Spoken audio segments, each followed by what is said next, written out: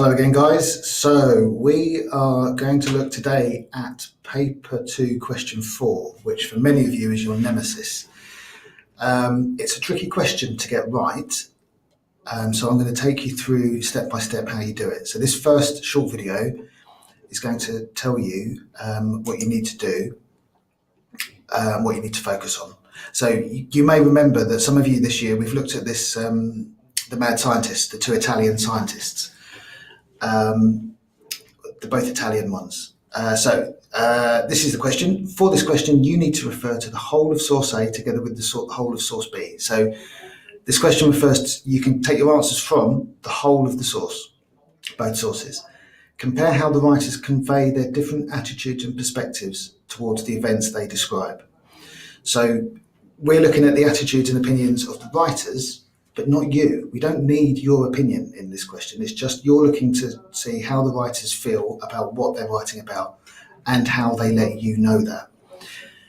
And as with AQA, as with the other questions, you get these helpful little bullet points.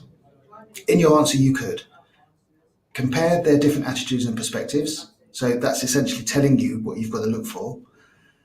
Compare the methods they used to convey their attitudes and perspectives. Now, that's the crucial point. Compare the methods they use.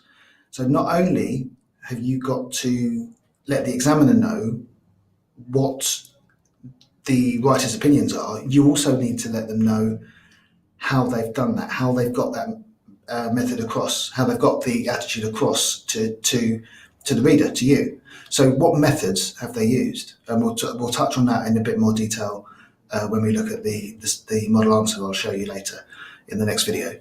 And lastly, support your response with references to both texts, which, as you should know by now, means quotes. So in summary, for this question, you need to look at the writer's opinions about what they're writing about, how they're different to each other or similar, what methods they've used to get that across, those opinions across, and you've got to quote from both texts. Okay, and in the next video, we'll look at a model answer.